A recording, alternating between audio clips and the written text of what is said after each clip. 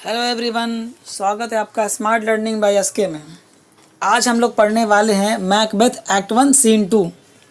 दोस्तों, अगर आपने एक्ट 1 सीन 1 नहीं देखा है तो यूट्यूब पर सर्च कर लीजिए Macbeth act 1 scene 1 by smart learning by SK, आपको मिल जाएगा। तो आज हम पढ़ेंगे मैकबेथ एक्ट 1 सीन 2। बिना किसी बकवास के शुरू करते हैं। दोस्तों, एक्ट 1 सीन 2 शुरू होता है किंग डंकन के कासल में, मतलब किंग के हेडक्वार्टर में। ट्रम्पेट्स बजाए जा रहे थे, ढोल पीटे जा रहे थे, क्योंकि यहाँ सब रॉयल्स एंटर हो रहे थे। किस किस की एंट्री हो रही है?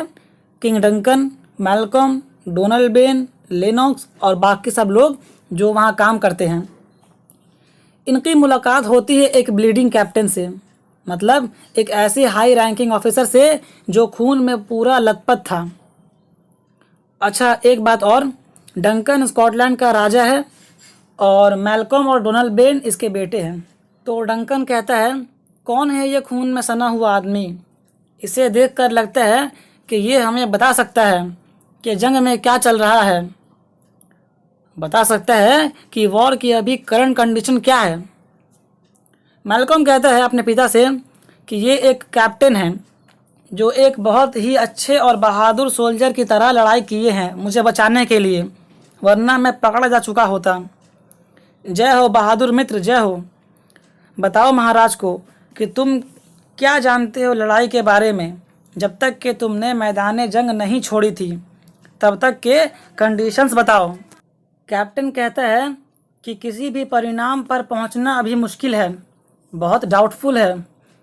दोस्तों, शेक्सपियर ने यहाँ एक एग्जाम्पल दिया है स्विमर्स का, कि दो थके हुए स्विमर्स जो एक दूसरे की स्विमिंग को ख़राब कर रहे थे ताकि कोई एक डूब जाए।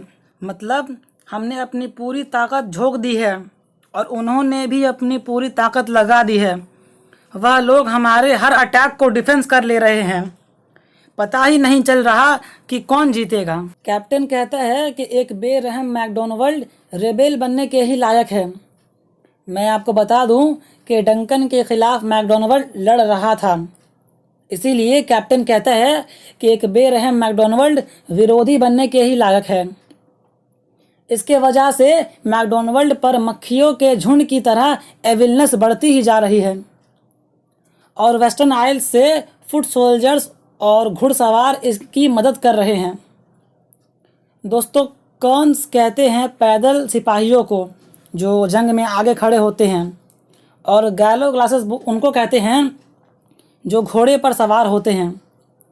आपने तो बाहुबली देखी है, आगे कुछ सोल्जर्स खड़े होते हैं तलवार लिए, उसके पीछे घोड़े पर, उसके पीछे राजा खड़ा होता है। तो कहते हैं कि वेस्टर्न आइल्स से फुट सोल्जर्स और घुड़सवार मैकडोनाल्ड की मदद कर रहे हैं।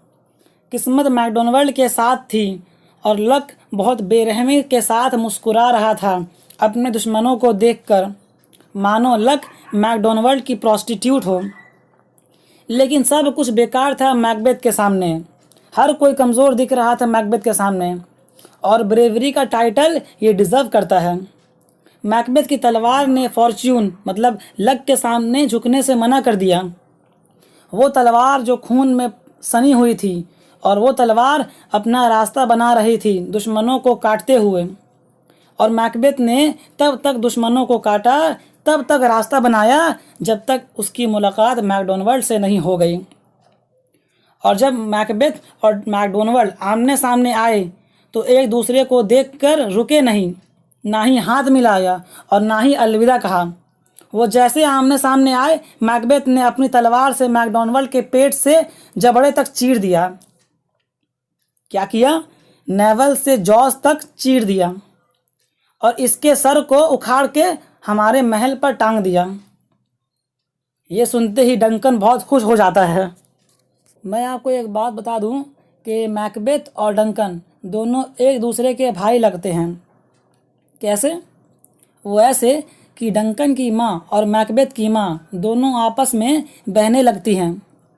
इस हिसाब से मैकबेथ डंकन की खाला का बेटा हुआ, मतलब मैकबेथ डंकन का खलेरा भाई है। तो डंकन कहता है कि ओ बहादुर, वीर, ग्रेट मेरे भाई।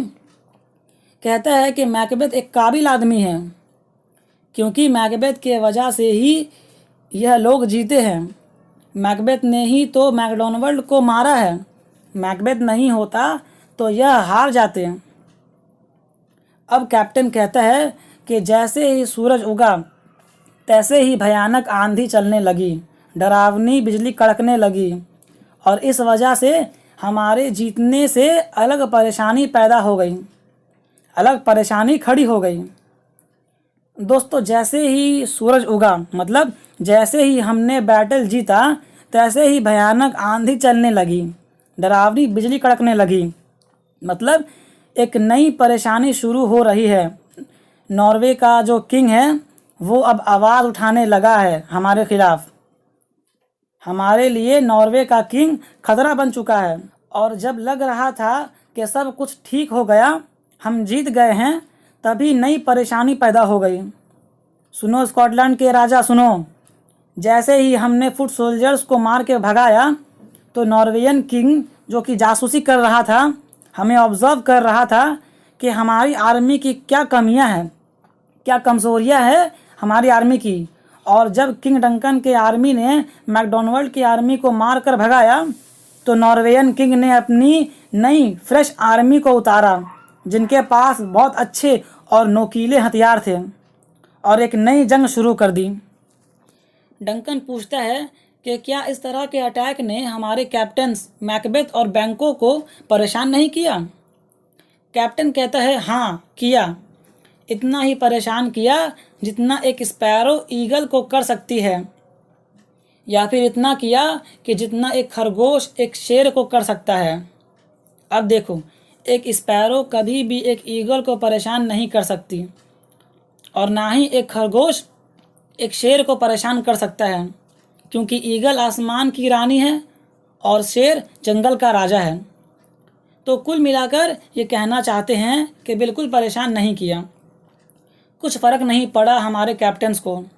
अगर सच कहूँ तो इस बार हमारे कैप्टन्स ने दुगनी ताकत से लड़ाई की। इस बार तो तोपों में डबल बारूद भरा हुआ था, मतलब इस बार हमने दुगनी शक्ति से 2 गुना ज़्यादा जुनून से लड़ाई करी। और शायद इस बार हमारे लोगों को उनके खून में नहाना था, इसलिए वह इतना खून बहा रहे थे, या फिर उनको ये जगह अगला गोलगोथा बनाना हो। दोस्तों, गोलगोथा एक जगह का नाम है जहाँ जीसस क्राइस्ट को क्रूसीफाई किया गया था, इनको क्रॉस पर चढ़ाया गया था। तो कहना चाहते हैं कि इस मैदान जंग को ऐसा मंजर बना दे जैसा मंजर गोलगोथा का था। और अब मैं कुछ नहीं बता सकता, अब मैं बेहोश हो रहा हूँ और मेरे ज़ख्म चिल्ला चिल्ला कर बता रहे हैं कि इनको दवा की ज़रूरत है। डंकन कहता है कि तुम्हारे ज़ख्म और तुम्हारे लफ्ज़ बयां कर रहे हैं कि तुम एक ऑनरेबल, एक इज़्ज़तदार इंसान हो।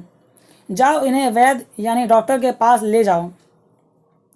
दोस्तों, वहाँ के जो अटेंडेंट्स थे, जो सेवक थे, वह कैप्टन की मदद करते हैं डॉक्टर के पास ले जाने में। अब एंटर होते हैं रॉस और एंगस। डंकन पूछता है, ये कौन आए हैं? मैल्कम कहता है कि थेन ऑफ रॉस आए हैं। दोस्तों, थेन एक टाइटल है जो स्कॉटिश फैमिली के हेड को दी जाती है, मतलब थेन कहते हैं कबीले के सरदार को, हेड को कहते हैं। तो मैल्कम कहता है कि काबिल थेन ऑफ रॉस आए हैं।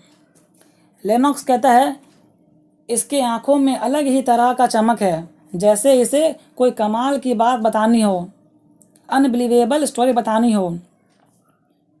रॉस ग्रीट करता है, ईश्वर राजा की रक्षा करे। डंकन पूछता है, तुम कहाँ से आए हो काबिल थेन? रॉस कहता है, महाराज, मैं 5 से आया हूँ। 5 वो जगह है जहाँ नॉर्वेयन फ्लैग लहराया करते हैं, वो नॉर्वेयन फ्लैग जो हमारी ज़मीन को गंदा करता है और हमारे लोगों को डराता है। हमारे किंग के पास बहुत बड़ी आर्मी थी और नॉर्वे के राजा के पास गाइड करने वाला गद्दार थेन ऑफ काउडर भी था। थेन ऑफ काउडर पहले डंकन के साथ था, लेकिन इसने गद्दारी करी और नॉर्वे के राजा के साथ मिल गया। तो नॉर्वे के राजा ने इतनी बड़ी आर्मी और थेन ऑफ काउडर के साथ जंग शुरू कर दी। हमारे लोगों को ऐसा लग रहा था कि अब तो हम लोग गए काम, हमसे ये लड़ाई नहीं हो पाएगी, हम लोग हार जाएंगे। लेकिन जब मैकबेथ मैदान में उतरा, आर्मर से कवर्ड, ऐसा लग रहा था कि जैसे वो बेलोना का हस्बैंड हो। दोस्तों, बेलोना एंशियंट टाइम में वॉर की रोमन गॉडेस थी। तो जब मैकबेथ आर्मर पहनकर मैदान में उतरा तो ऐसा लग रहा था कि जैसे वो रोमन गॉडेस बेलोना का हस्बैंड हो। मतलब कहना चाह रहा है कि मैकबेथ बिल्कुल बाहुबली लग रहा था। आप सब ने तो बाहुबली देखा ही है। तो जब बाहुबली उतरता है बैटलफील्ड में तो क्या ताकतवर लग रहा होता है ना, वैसा ही मैकबेथ लग रहा था। मैकबेथ की मुलाकात होती है काउडर से और मैकबेथ ने थेन ऑफ काउडर को हरा दिया। बात ख़त्म करते हुए कहूँ तो हमारी जीत हो गई। ऐसा लग रहा था कि हम हार जाएंगे, लेकिन जब मैकबेथ मैदान जंग में उतरा तो उसने काउडर को हरा दिया और हमारी जीत हो गई। डंकन ये बात सुनकर बहुत खुश हो जाता है। रॉस कहता है, नॉर्वे का राजा स्वेनो भीख मांग रहा है पीस ट्रीटी के लिए, मतलब भीख मांग रहा है समझौते के लिए। लेकिन हमने तो कह दिया कि हम लोग तब तक तुम्हारे लोगों को दफनाने की इजाज़त नहीं देंगे जब तक कि तुम लोग सेंट कॉलम्स इंच की ओर ना चले जाओ। दोस्तों, सेंट कॉलम्स इंच एक जगह का नाम है। तो कहता है कि तुम लोग ये जगह खाली करो और हमें $10,000 पैसा दो हमारे यूं ही जनरल यूज़ के लिए, तब हम तुम्हारे लोगों को दफनाने की इजाज़त देंगे। डंकन कहता है कि अब थेन ऑफ काउडर मुझे धोखा नहीं दे पाएगा। जाओ ऐलान कर दो कि काउडर को फांसी दिया जाएगा और मैकबेथ को बता दो कि उसे काउडर का टाइटल दिया जाएगा। मतलब काउडर को सजाए फांसी दी जाएगी, मतलब सजाए मौत दी जाएगी, और मैकबेथ को थेन की टाइटल दी जाएगी। रॉस कहता है, ठीक है, जैसा आप कहे महाराज। डंकन कहता है कि जो थेन ऑफ काउडर ने गंवाया है वो मैकबेथ ने कमाया है। इसी के साथ एक्ट 1 सीन 2 ख़त्म हो जाता है। दोस्तों, अगर आपको मैकबेथ के और भी सीन्स चाहिए आगे के तो मुझे नीचे कमेंट कर दीजिए और इस वीडियो को लाइक करके चैनल को सब्सक्राइब कर दीजिए। दोस्तों, आप लोग भाई को सपोर्ट नहीं करते हैं। हम लोग इतने मुश्किल से एक वीडियो बनाते हैं, बहुत मेहनत लगता है, पहले रिसर्च करते हैं, फिर स्क्रिप्ट बनाते हैं, फिर रिकॉर्डिंग करते हैं, फिर एडिटिंग करते हैं, बहुत मेहनत लगता है एक वीडियो बनाने में, पर आप लोग सपोर्ट नहीं करते हैं। आप लोग बस इतना काम कीजिए कि इस वीडियो को अपने क्लासमेट्स के साथ शेयर कर दीजिए ताकि उनको भी मदद हो जाए। चलिए मिलते हैं नेक्स्ट वीडियो में।